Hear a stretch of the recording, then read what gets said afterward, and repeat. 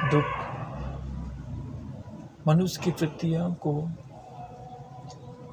रुकावट करने के लिए एक स्तंभ है। दुख जीवन का सबसे बड़ा उथल पुथल है। दुख कार्य और विकास की सबसे बड़ी आपदा है। जिंदगी में दुख का आना अपने कार्य के प्रति रुकावट पैदा करना के बराबर है। दुख के बिना जिंदगी का कोई भी कार्य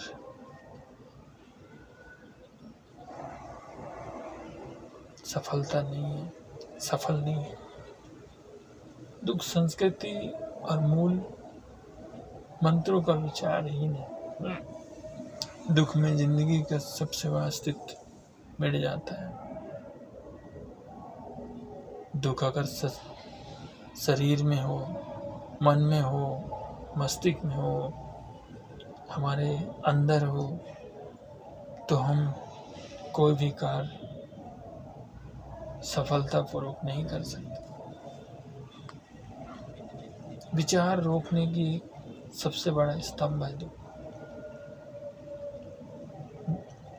दुख एक विचार ही है जो हमेशा किसी न किसी रूप में हमारे कार्य को रुकावट पैदा करती है। दुख जिंदगी का सबसे बड़ा अर्थगम है, निर्मम है, निगूढ़ है, निर्विवाह है, निष्क्रिय, निर्कार्य भाव है, जो हर प्रतिभा में हमें रोकने का कार्य करते हैं। दुख अगर हमारे शरीर में अगर समावेश हो जाए तो हम किसी भी कार्य में कुशलतापूर्वक सफलतापूर्वक हासिल नहीं कर सकते। दुख चारों दिशाओं में एक अलग विचार रखता है। दुख सब वस्तु का निरावरण है,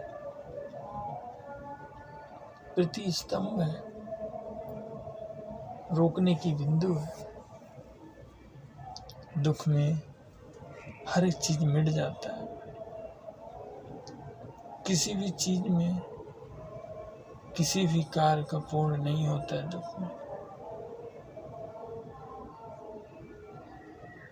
दुख दुनिया का रुकावटी कारण है। किसी चीज को पसंद करना और ना मिलना और उसे बार बार सोचना वो दुख का ही कारण है। शरीर में तकलीफ उत्पन्न होना हमारा दुख का कारण ही है। दुख जिंदगी की राग रंग सहयोग सबको मिटा देती है और साथ ही सबको भुला देती है। दुख जिंदगी का सबसे कड़वा और सच्चा है, जो किसी भी कार्य में प्रबल नहीं होने देती है। दुख में जीने की कला भी इंसान भूल जाता है। दुख लोगों के लिए बहुत ही कष्टदायी होती है और दुख का आना हमारा प्रारब्ध में है। हमने कर्म जैसे किए हैं उसके ही संदर्भ में हमें दुख मिलता है। हमने अच्छे कर्म किए तो अच्छे सुख की प्राप्ति हो। हमने अच्छे सोचे हैं तो अच्छा चीज अनुभव होगा। हमने किसी के लिए गलत अगर सोचे होंगे तो हमें गलत अनुभव होगा, वो भी दुख का कारण है।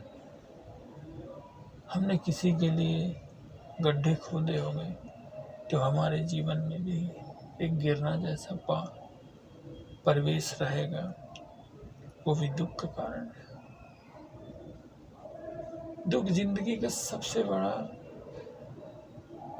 सारथी हो जाता है अगर हम उसे सही तरीके से न निर्माण करें, सही तरीके से उसे ना हटाएं। दुख में जीवन की हर एक किरण भूली जाती है। आप कितना भी कार्य, कितना भी तरक्की, कामयाबी हासिल कर लें, लेकिन अगर दिल, दिमाग, हृदय, मस्तिष्क और शरीर में दुख जैसे शब्द अगर समावेश हो गए तो हमें तय है कि उसके प्रति हमें गिरना ही होगा। दुख जिंदगी का सबसे अवध और अकारण होती है, जो हर एक चीज को भुला देती है और हर एक चीज में सताने जैसा योग सर। अगर आप सोए भी हैं और दुख की प्रतिभा आपके अंदर समाया हुआ है तो आपको सोने भी नहीं देगा, क्योंकि दुख आपके शरीर में बार बार ऑक्सीजन की तरह दौड़ रहे हैं, मस्तिष्क तक जा रहे हैं और आपकी कोई भी प्रतिक्रिया या कोई भी विचार या कोई भी काम को पूरी तरह सक्षम नहीं कर रहे हैं, नहीं करने दे रहे हैं जो सोच रहे हैं, जिसका कारण वो भी दुख है। दुख जिंदगी का सबसे बड़ा कारण होता है, जो हमें कार्य ही नहीं, किसी भी जिंदगी में कोई भी चीज करने में सबको कारण बताती है। दुख का कारण ये कि किसी कार्य को सफलपूर्वक ना कर पाना, किसी भी चीज को अंधेर करना। जीवन के हर एक मस्तिष्क में दुख का वर्णन होता है, शरीर में समाया होता है, मस्तिष्क में समाया होता है, अंग विहोर में समाया होता है, लेकिन हम उसके लिए सक्षम नहीं होते। अगर दुख से निवारण होना है हमें, तो हमें अच्छी सोच रखनी पड़ेगी, अच्छी ज्ञान रखनी पड़ेगी, अच्छे विचार रखने पड़ेंगे, अच्छे मन साफ रखने पड़ेंगे, अच्छे कार्य करने की प्रतिभा रखनी पड़ेगी, अच्छे कर्म की प्रतिभा रखना पड़ेगा, जिंदगी में अच्छे बढ़ने की प्रतिभा रखनी होगी, लोगों के लिए अच्छा सोचना होगा, खुद के लिए अच्छा करना होगा, लोगों के लिए भी अच्छी करनी होगी, लोगों को सद्मार्ग में लाना होगा और खुद सद्मार्ग में आना होगा, लोगों के बारे में अच्छी कर्म की सोच रखनी पड़ेगी और खुद अपने लिए भी एक अच्छे कर्म की सोच रखनी पड़ेगी। जीवन को अगर सत्संग में और अच्छे बनाना है तो हमें सत्संग करना पड़ेगा, लोगों का आशीर्वाद लेना पड़ेगा, लोगों की अच्छी बात सुनना पड़ेगा, लोगों के लिए अच्छे कार्य करने होंगे, लोगों के लिए अच्छे विचार रखने होंगे, लोगों के लिए हमें परोपकारी भाव रखना होगा, लोगों के भविष्य में अच्छा हो, लोगों के बारे में अच्छा सोचना होगा, हमेशा सकारात्मक विचार रखनी पड़ेगी और हमेशा एक अच्छे ध्येय बना के कार्य करना पड़ेगा और हमेशा एक सकारात्मक ऊर्जा का प्रदान करना होगा और हमेशा लोगों से सद्भाव से मिलना होगा, मिलनसार भाव से मिलना होगा, तभी हम दुख को ख़त्म कर सकते हैं।